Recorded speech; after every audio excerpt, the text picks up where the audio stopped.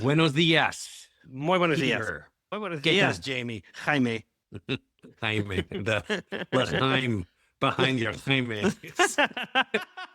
That's true. That's probably true. To life, Jaime Almanzan. It's enjoyable. Your Spanish, your accent in Spanish is quite enjoyable. My accent in Spanish is, I don't even realize I have an accent. In fact, I'm just speaking, and then when I go to Mexico and I see family, and they're like, "God, your accent's terrible."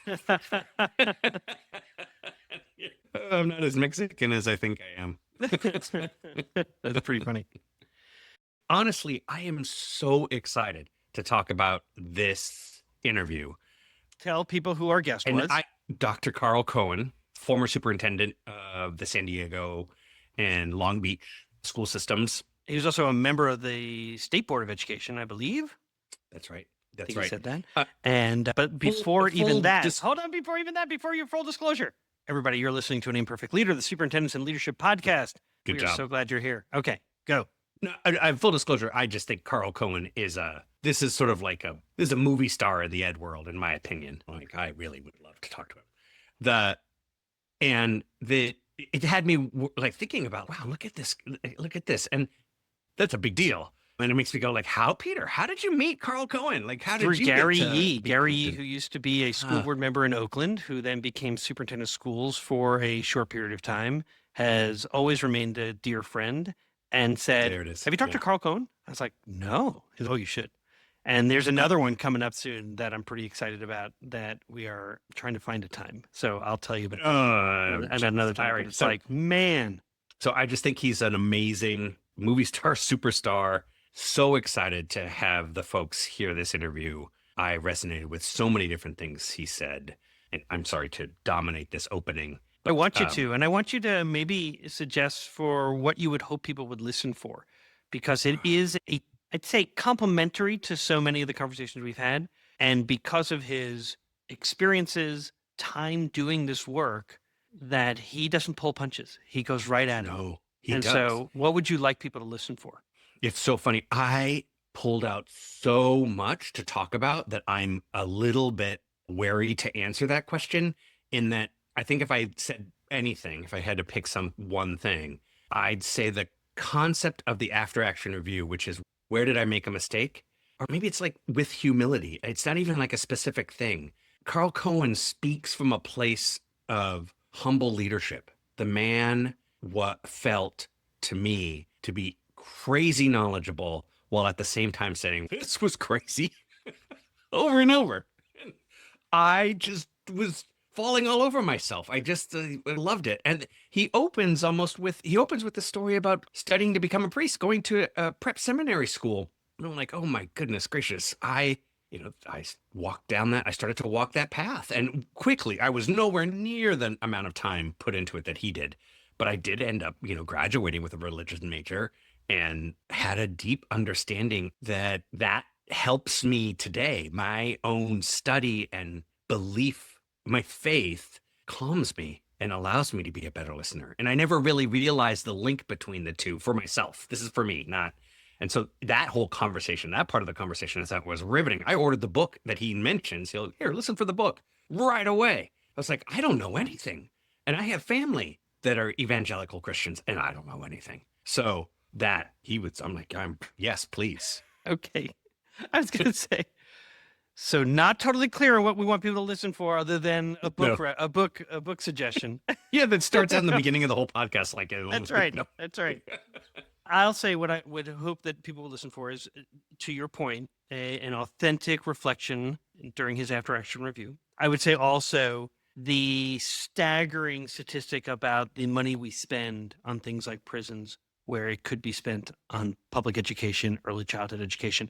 And I've heard those numbers before, and every time I am just wide-eyed in terms of, why would we make these decisions? And I hope you and I will talk a little bit about that a little bit after. You're listening to An Imperfect Leader, the Superintendents and Leadership Podcast. Our guest today is Dr. Carl Cohn. I know you're going to enjoy this one. We'll see you on the other side. Hello, everybody. My name is Zach Taylor. I'm the Executive Director at the Center for Transforming Education. And I'm Peter Stiepelman, a former superintendent from the Midwest and the host of An Imperfect Leader, the Superintendents and Leadership podcast. And listen, we call it an imperfect leader because one of the things that we do know in leadership is that we get into these positions and then there's sort of this expectation that we're going to be perfect.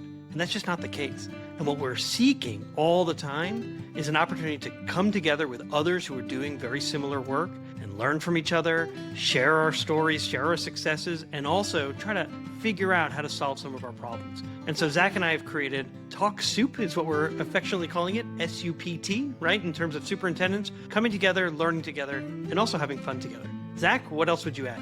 I just say that in my work with school leaders that I've seen almost, a kind of loneliness at the top of the system. And the fact that oftentimes leaders feel lonely, it's a lonely place. And this is an opportunity to come, to even commiserate a little bit, but also to have a reflective practice, to find solutions and to come together with people who understand, maybe the only people that really understand what you're going through, and to find those solutions, to find ways to feel encouraged, to move forward day to day, month to month as we meet. If you'd like to learn more, come over to our website, imperfectleader.com, and sign up. We'd love to spend time with you. We look forward to seeing you. Today on An Imperfect Leader, our guest is Dr. Cohn. Dr. Cohn has served as superintendent in both the Long Beach and San Diego school systems, as well as the court monitor in Los Angeles.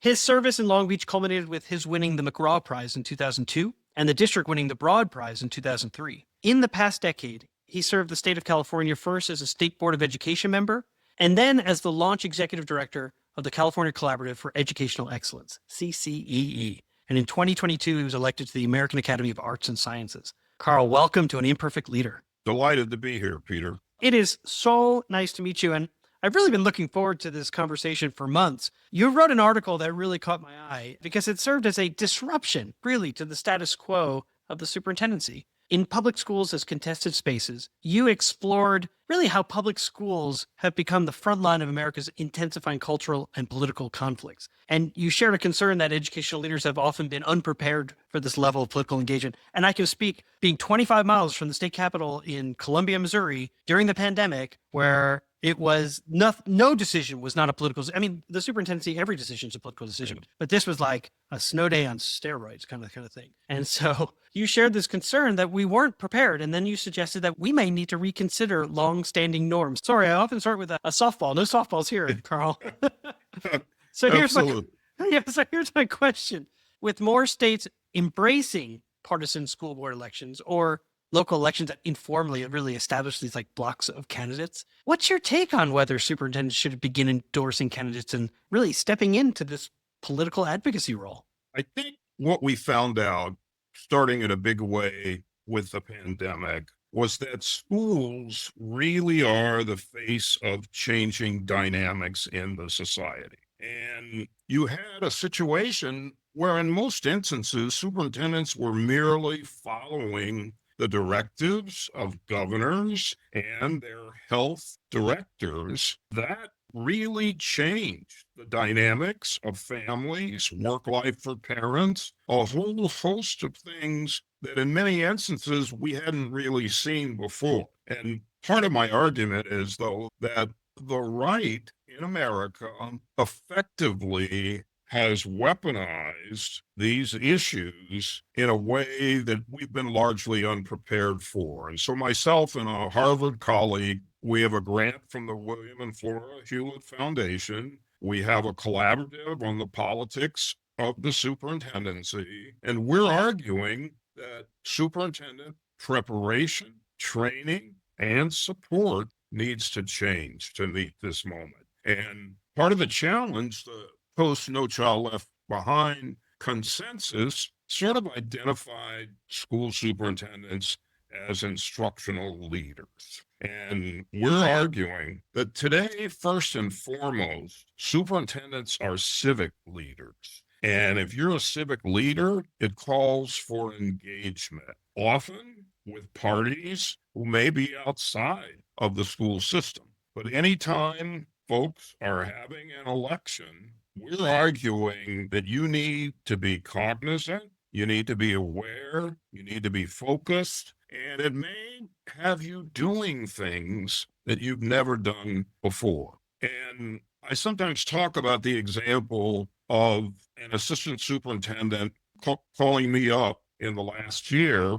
and saying, I'm thinking about going for such and so school district as superintendent in Los Angeles County.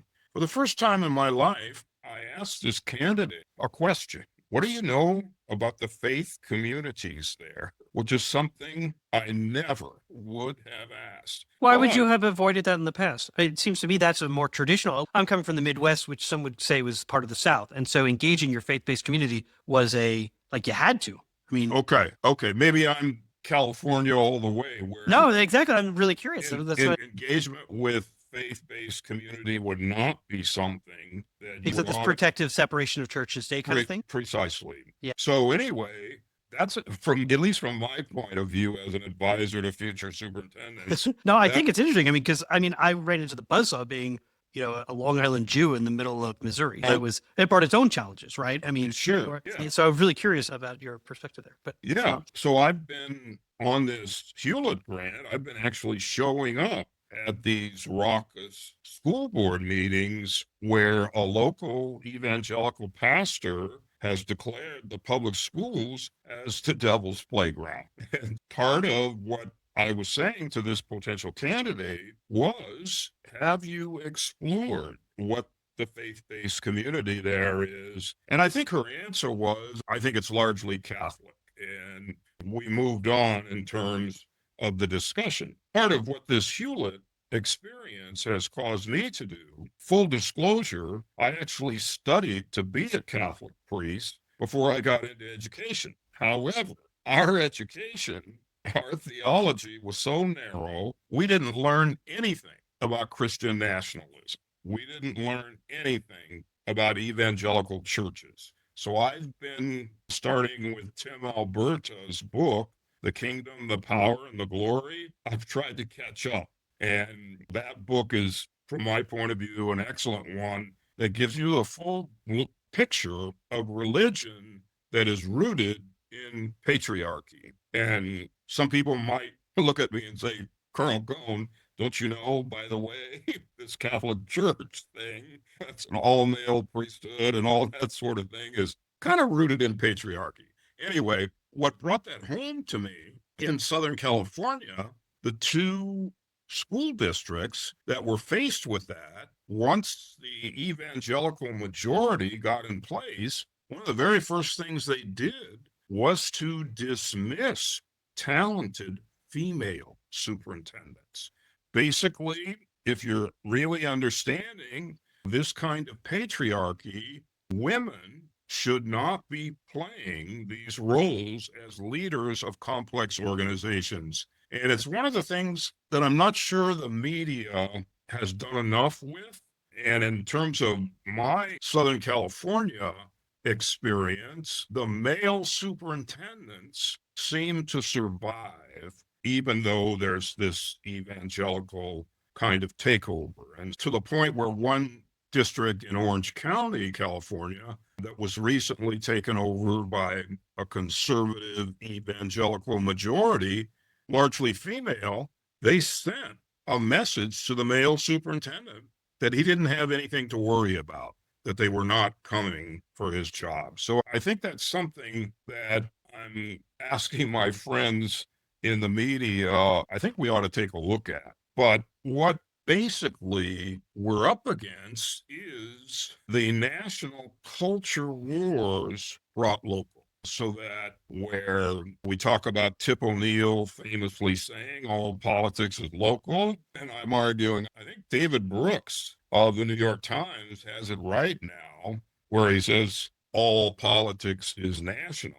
Issues that haven't been compelling in a local community all of a sudden are front and center. Now, when I was selected superintendent of schools 30 years ago in Long Beach, I, believe it or not, was selected during the middle of the Rodney King riot. So the message really was pretty much, if social chaos and disruption is going to be the order of the day, Colonel Cohn is the person most likely to work with parents, community, law enforcement, and others to restore order. And the politics of my seemingly successful decade as superintendent in Long Beach really was local.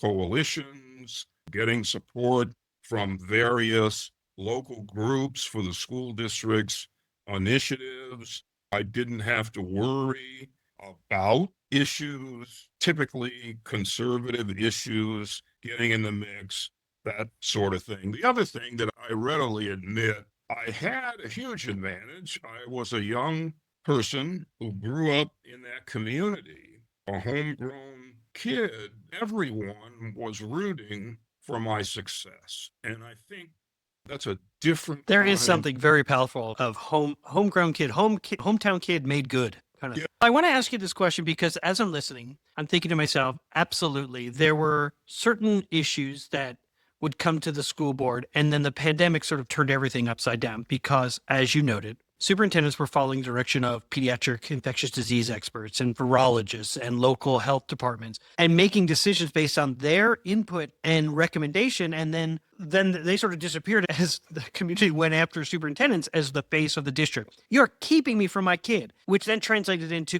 keep my kid from learning, from being in school. You're keeping my kid from that. And then it translated into, then what else are you keeping me away from? Everything from a child's preferred personal pronouns to what kind of books are in your library to all the different ways that now our nation has found itself divided. And so when looking back to 30 years when you were hired in Long Beach to the more recent cultural flashpoints that you write about in 2023, how has your perspective continued to evolve? Because even 2023 was a very different time than what you're seeing right now with increased scrutiny of public schools, where you have an entire state being told they won't get any of their funding, or that every school district around the nation has to sign off to say that they have nothing to do with diversity, equity, and inclusion. And so I'm curious, in light of what's unfolding now, what advice do you provide to superintendents? Should they still step into the fray? Absolutely. We're going to need the next generation of the best people possible. One of the things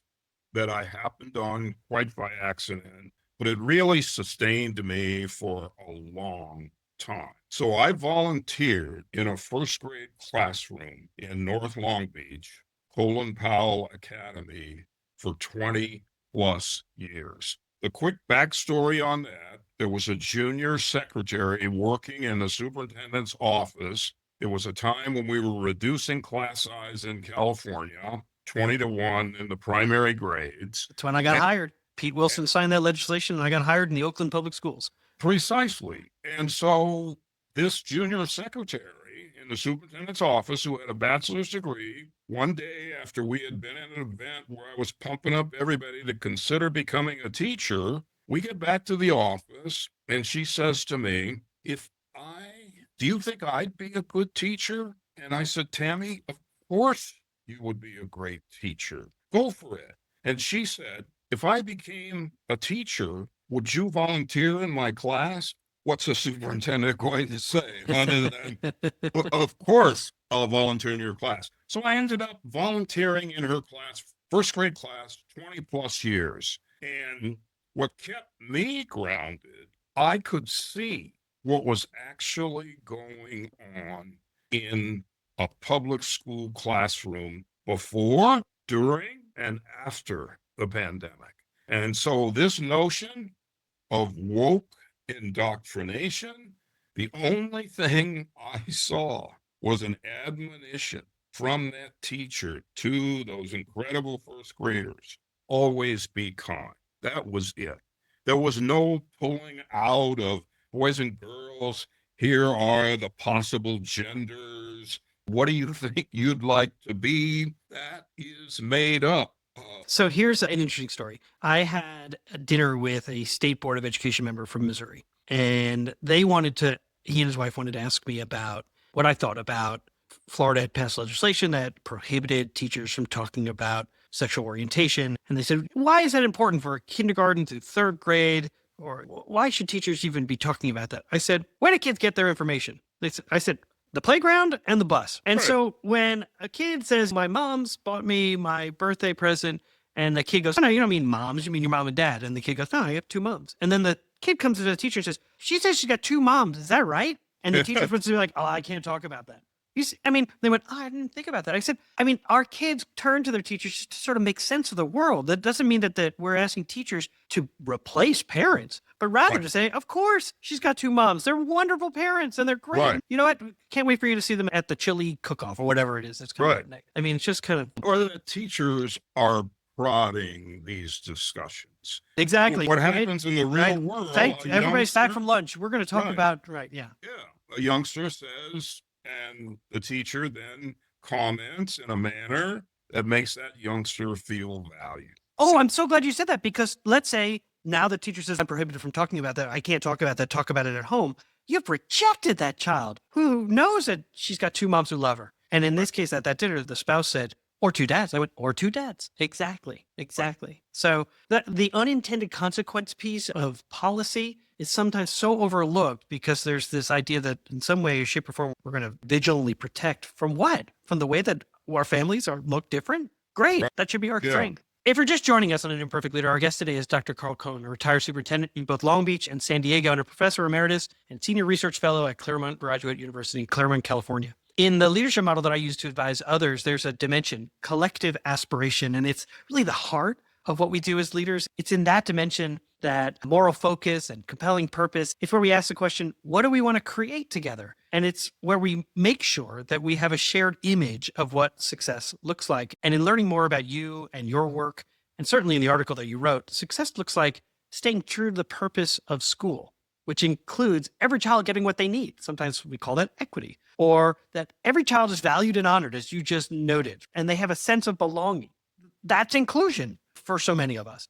What strategies do you recommend for equity-minded leaders to help build community support, particularly in districts where there is organized resistance and it's well-funded and it's ideologically aggressive? And so it sounds like you're doing some of this work with your colleagues. I'm curious, what advice do you provide? One of the things that I've always done, what sounds odd for a superintendent, I have never passed up an opportunity to visit a prison. When you walk into a prison, what do you see? If it's a men's prison, you see males of color who have not been successful. So one of the things I always try and do with educators is get them to actually walk in to a place like that. And I did that when I was this new head of this small state agency called the CCEE. We visited 2 prisons out at the California-Arizona border. And what I wanted to impress upon the staff was, if we don't get this right, if we fail in what we are trying to do, this is what happens to males of color. And at the time, California was spending about, this was 2015, 16, California was spending about $75,000 a year per inmate at these prisons, which was the equivalent at the time of a Harvard University education with room and board. That's interesting. As you said that, I was thinking schools spend between, let's say, $12,000 and $20,000 per student. So this is already 3 times, more than 3 times, maybe 4 or 5 times how much we spend per child. Precisely. And as Harvard now costs about $120,000, that is what California is spending to incarcerate males of color who don't do well in our public education system. So the mission, you know, if you only cared about economics and levels of taxation, you would get really fired up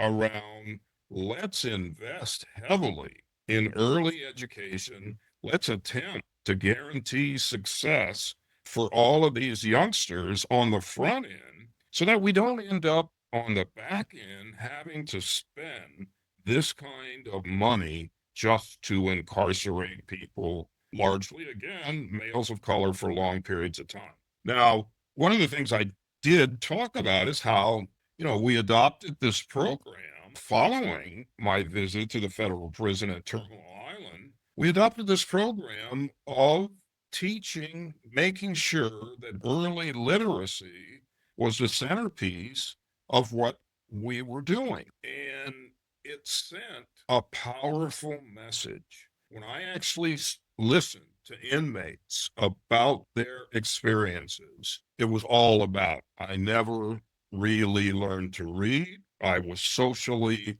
promoted, finally got to high school, realized if I couldn't read the textbooks, this was really a waste of time. And so I turned to other things to try and survive. But one of the things that I talk about today when I'm working with districts, when we adopted that program, you will not find a big board resolution talking about this is the greatest equity plan ever.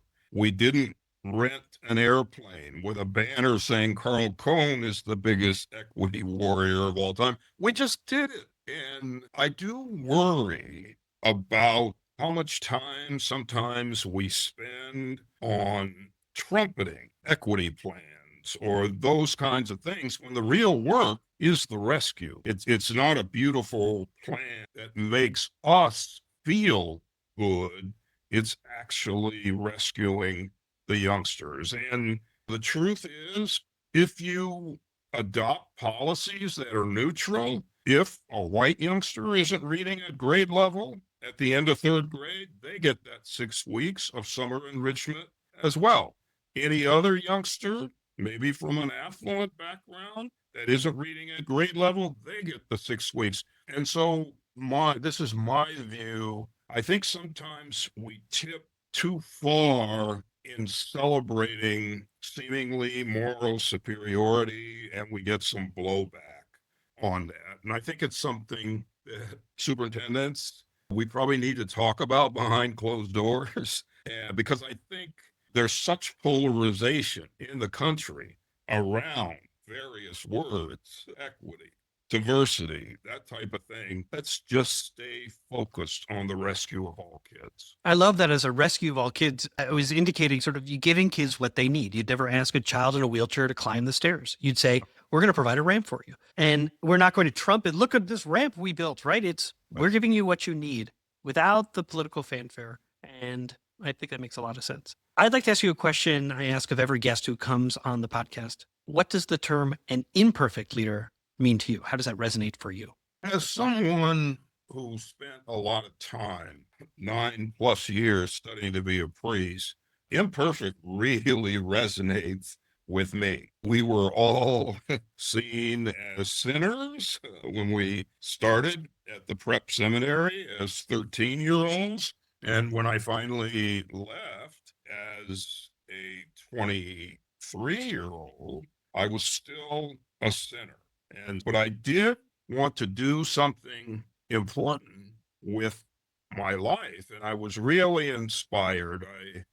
It was 1968, and everybody who's old enough knows that was an extraordinary year with the assassinations of both Martin Luther King and Robert Kennedy. And so for me, getting out, doing something important with my life, but knowing that I'm imperfect. And a lot of that has to do with the Gospels and all of the imperfect people who got a whole lot better because of their experience. So to me, I knew front and center that I was an imperfect leader. I didn't really aspire to be superintendent of schools. All I wanted to be was the best high school counselor who could really communicate with young people from different backgrounds. And somehow I got pulled in to larger responsibilities, but from day one, I always saw myself as an imperfect leader. And probably the first lie that I told as a potential educator, so I left the seminary, I walked into the personnel office of the Compton School District with my transcripts. The clerk gets the personnel officer to come out. He looks at my transcript and he says, I see you have a bachelor's degree in philosophy. Do you think you could teach Western civilization to 10th graders? And I said, of course I can, because that was my first lie because I needed that job. And so I knew from the very start that I was imperfect. And I stayed as an imperfect leader throughout my superintendencies. We're back for segment 2 of An Imperfect Leader called Imperfect Leadership in After Action. And my guest today is Dr. Carl Cohn, retired superintendent from both Long Beach and San Diego schools, as well as a professor emeritus and senior research fellow at Claremont Graduate University in Claremont, California. And in this segment, we ask our guests to deconstruct a decision that they made, and then we discuss it. So I don't know what it is, but I can't wait to hear. Carl, what happened? Looking back on it, a lot of people would probably say, Carl, what were you thinking? We decided that the best way to bring a better prepared high school student to our high schools was to have a program that took multiple eighth graders and gave them an extra year of instruction before they transition to high school. And in hindsight, again, a lot of people might say, what exactly were you thinking? Putting multiple eighth graders together in a single school. Yeah. How would that be a good thing? So if I could just interrupt for a quick second, just so I make sure I understand, you have multiple eighth graders who have already demonstrated that they were failing. And you're thinking, I think, because you made mention earlier about social promotion and your own experiences visiting prisons and seeing the high levels of illiteracy and dropouts. We do know, at least in where I was in Missouri, 4 out of 5 inmates were dropouts. 4 out of 5 in the state of Missouri were illiterate. And it's what prompted the chief, the prison system to look at third grade reading scores to determine how many prison beds they were going to need. So I'm guessing what was motivating you was, we're going to make sure that kids are successful. And yet maybe what got overlooked, which is the question I'm about to ask, what got overlooked was potentially also what happens when you concentrate underachievement all in one place. Okay, what got overlooked? And please continue on with your story. I wanted to sort of summarize it as I understood it. We were basically looking at the fact that huge percentages of youngsters failed multiple classes. And so they knew, hey, I'm going to age out. They're going to send me on to high school. And so the fact that I got 4 Fs in my 8th grade year, no big deal. I'm comfortable blowing off middle school because I know I'm guaranteed a spot at high school. And so we thought, okay, let's give them an extra year of instruction in a separate setting where we really hone their academic skills. And the bottom line, this turned out to be a hugely problematic. Oh my gosh. We called it, every educator does an, oh my gosh, what were you thinking? We called it Prep Academy, and we had it at a separate location in order to get in 2 or more Fs leaving middle school. And you're in this setting where we really missed the ball in recruiting teachers for this experience. We failed to go out and get the best and the brightest of teachers. We failed to compensate them in a way that would make this assignment attractive and meaningful to them. And the reaction of this large school system was, hey, the district is creating another continuation school. And so teachers with all kinds of different skill levels, that type of thing, who don't like the rough and tumble of the large middle school or large comprehensive high school, can go to this assignment at the middle school at this special prep academy. And we did not do the type of due diligence that we should have done to make this an absolute premier instructional experience for students. No surprise, we had huge discipline challenges with multiple F students, sometimes the superintendent of schools and others would have to leave what we were doing and go out to that campus and help restore order. Yikes. It was not successful. Carl, And what about, I'm thinking from this balcony view, sort of seeing how this is unfolding, was a possible unintended consequence also, or did you receive accusations of you were creating a segregated school? I mean, I guess my wondering is what did, we made in part one, you talked about when you enter a prison, it is more likely than not that you're going to see inmates of color. And then as an individual entered this academy, what did they see? Yeah, you saw a lot of students of color. So just fueled one stereotypes and bias around kids and their abilities and potential. And I have to say, the administrators did a decent job given the hand that they were dealt. But one of the other mistakes, Long Beach is a school system that actually serves 4 cities. And we located this new prep academy in a small city within the boundaries of Long Beach called Signal Hill. And so you can imagine the leaders of that community did not want students with those types of challenges in a school in their community. And so there were a lot of, it wasn't like one single imperfect activity on the part of leadership. We blew it on a number of fronts in terms of what we were trying to do. As you look back, what did you learn about relationships?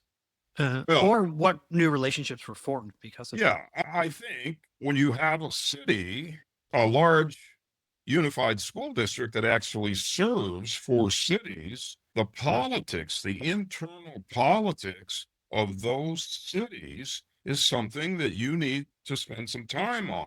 Even though Signal Hill is a tiny city, if they're complaining and going to the newspaper and talking about the fact that they weren't consulted just because the school district owns a piece of property there, the school district, in their view, is not entitled to collect the most academically behavior challenged youngsters and put them in the heart of that city. So that was one of the other things, but I do think we failed to market the opportunity to teach there in a way that we could have done a whole lot better. Yeah, thinking about the recruitment of those there are special teachers who really know how to connect with kids, who also have the academic and the instructional chops to teach children who may need to learn in a non-traditional way or to take the time to really get to know kids.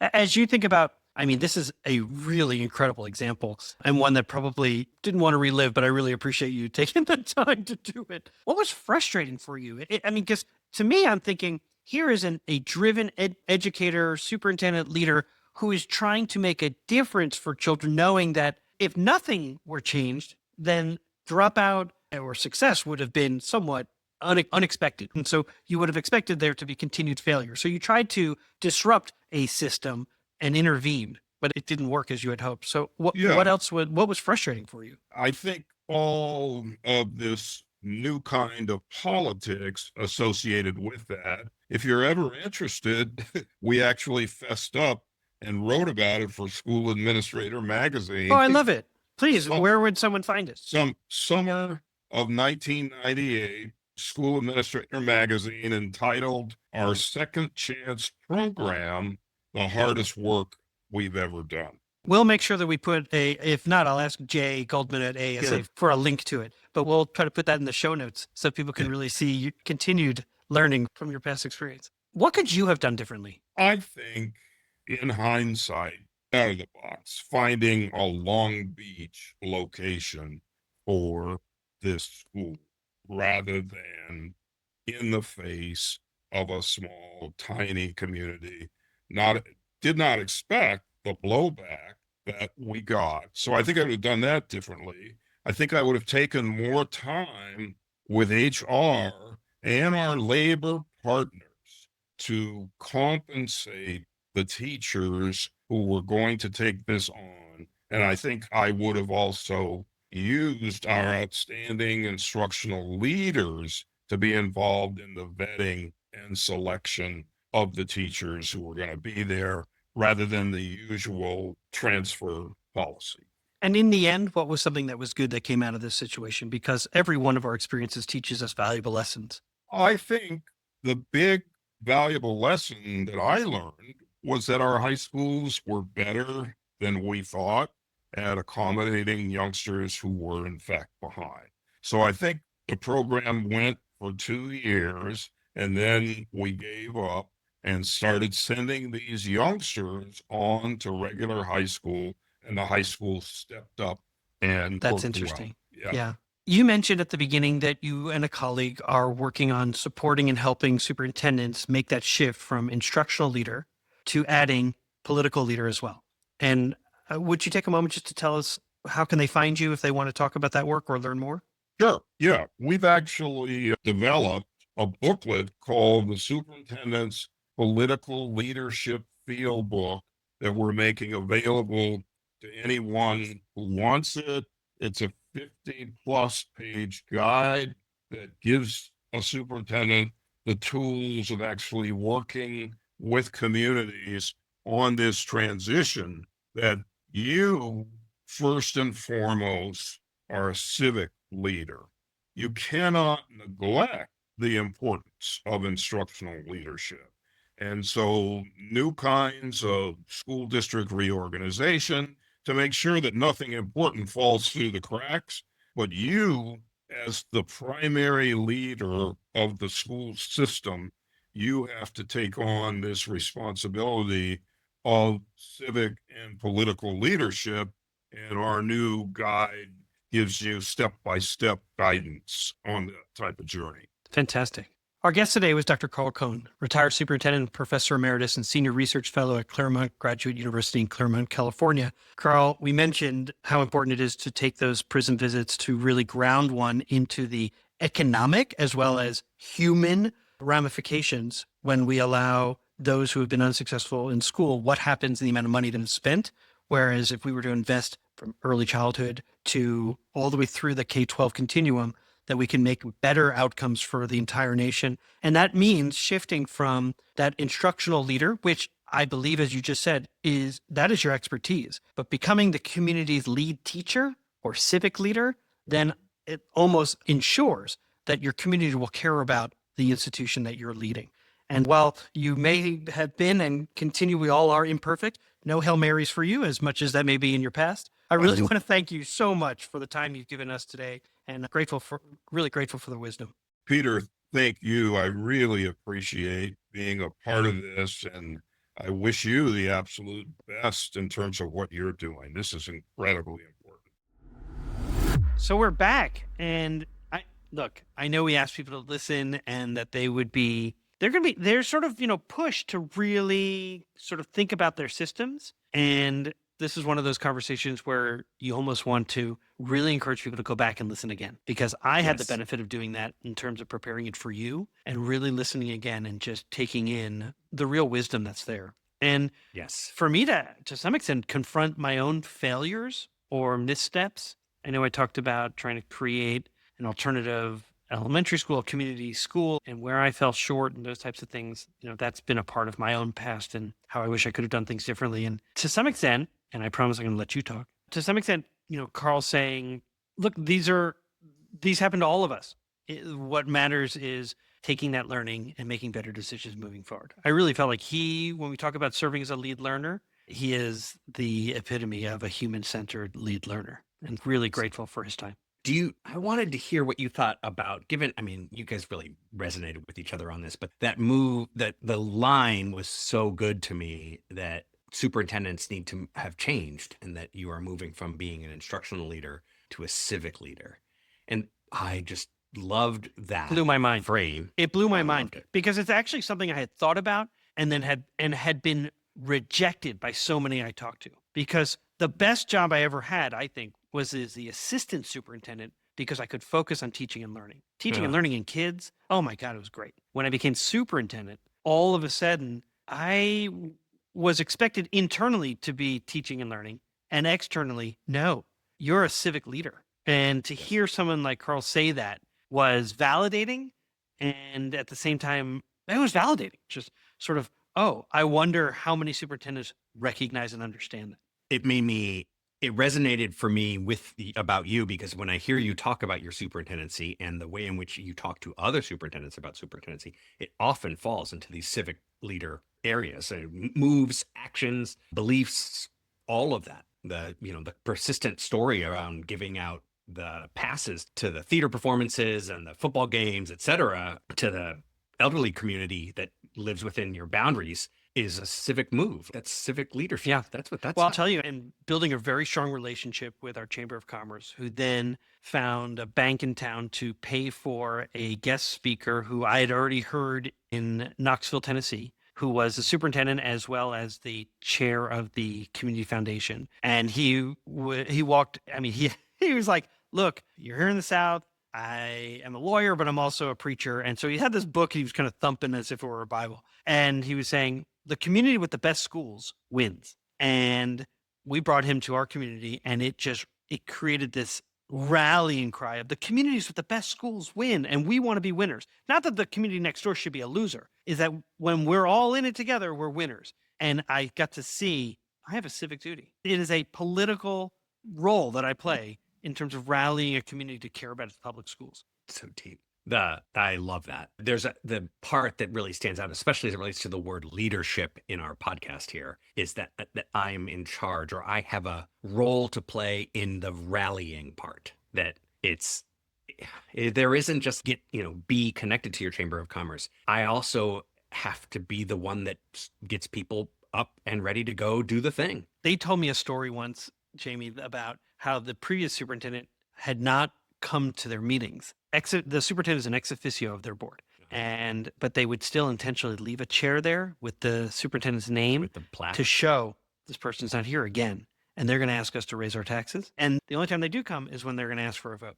And so that really reminded me, and for leaders who are listening, is you really do have to be a part of the community. And the community's elders, the thought leaders, the decision makers, you have to be present. And I think you have used Ernesto Ceroli's talk a number of times with me that it is now, I feel like it is so important to me, is that is not the time for you to be talking. It is for you to be listening. Shut up and listen to what your community is telling you of its values and what's important to them.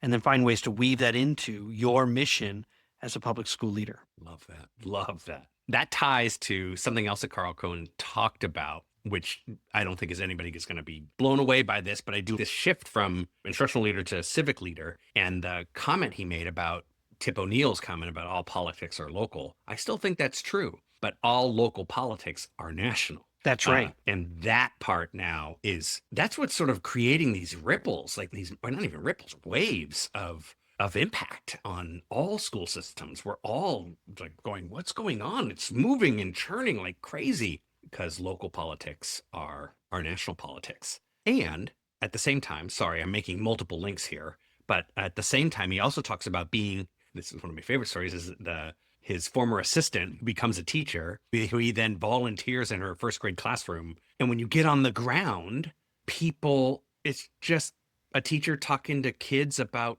being kind to everyone. And so I make this connection of local politics to national, but on the ground, it is hyper local. You're still talking about people. There's just people who care about things and, love their children and want to make sure they're safe, want to make sure that they get a good education. Everyone wants this. Everyone wants this. It just gets distorted once it starts getting up to that superintendency level. And maybe if I could make a plea to the superintendents that are listening, do that. Volunteer, not just visit schools. The volunteering part that's the daily showing up. Yeah. I'll push back in the sense that they'll say to you, I don't have time. And a lot of them don't. No joke. However, they could do, and I did this, so I know it's possible, once a semester, substitute teach. He's hitting on it, especially in the after action review where he talks about what he attempted to do. Yeah, let's talk about that because I know we're running out of time. Yeah. Everything in my heart understands what he attempted to do. When he said we didn't hire the best and the brightest to basically be the teachers in this school for the year, first, it made me say we should be hiring the best and the brightest all the time. Everyone should get the best and the brightest. That's our profession. We're struggling with that a little bit. But his approach or his idea was right. I just don't know whether, I mean, there's a part of me that's, I don't know if you did it at the right time. Meaning that time period of the year or the time period of our cultural perceptions. I meant like age of the students. That identification of where these kids are struggling earlier is always your better bet. Always. The data show the more money we invest, back to the money, we invest more money at an earlier age for intervention, you don't have intervention later on. He said the fact that the staggering costs in California at the time that he was paying attention to it was $75,000 a year for an inmate, which was the equivalent of a tuition, room and board at Harvard University. And he's saying, and I commented, depending on the state or the district, it's between $12,000 and $20,000 that we spend on students. So we're spending 3 times as much to house someone in a prison. To and incarcerate a person, yes. And incarcerate a human being and fundamentally change their life forever. Yes. And what if we spent that amount or even half of that amount on children? And you said something in a recent podcast where you said, people say, enough with the throwing money at a problem. We can't throw money at the problem. You said, why don't we try? Yeah. $35,000 Let's just try it. per kid. Yes. Would you imagine? Yes. But that requires a massive shift in the way in which we fund schools. Like truly the money needs to be pouring into elementary school, pouring in. I would even say to early childhood programs. You know it. You know it. And we and know, how would you we feel about see doing it. that I mean, we instead of see the football? who can afford the lab schools on college campuses and who can afford the Montessori's and the Reggio Emilias and the Waldorfs. And then who is relegated. And I say relegated because I think Head Start is a marvelous idea. What I've observed in terms of the pay and then all the pieces that go into it, it is a safe place that is wildly better than being at home in front of a TV. Yes. Probably going to get some criticism. I've observed the Head Start program, and that's where they should be putting $35,000 per kid, no doubt, because I know the people who work there care deeply for what they're trying to do. It is just a impossible mission. That's probably maybe one thing. I'll get in trouble for this a little bit. I don't know. It depends on who listens to us. If it's educators, then I'm in safe space. But that the most offensive joke or comment about being a teacher is that comment that says those who don't know how to teach. It is so oblivious and blind to what it takes to be an educator. It's not close. It's so hard to do what we're trying to do. And so when it fails, it should have failed worse. Like we put no money into it. We have this massive system where we put all of our children into it, and we're trying to teach them how to read.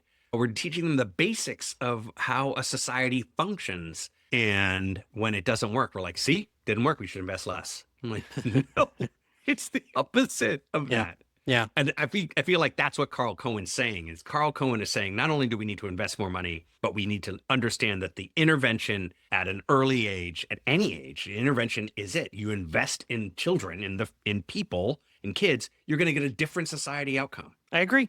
Tonight I'm going to a meeting here in the Seattle area about affordable housing. And there is a rallying of opposition to building affordable housing in a particular area of our community. And I mean, it just reeks of NIMBYism, right? In terms of not in my backyard. And it's so interesting to me because this is exactly what Carl was forced to deal with, placing his program within a community that said, no, we don't want those kids here, kids. And it's so interesting to me because in this case, what we're saying to the community is you want teachers to be able to live here, right? You want your vet tech or the phlebotomist to be able to live here. You want to go to that restaurant and have your server be able to afford their home and live here in the community. You want the tax revenue probably, right? Of people purchasing things in this community. And they are so scared to death of losing whatever they perceive to be their pristine community. And I'm like, what on earth? So I've already filed my public comment, but I'm also going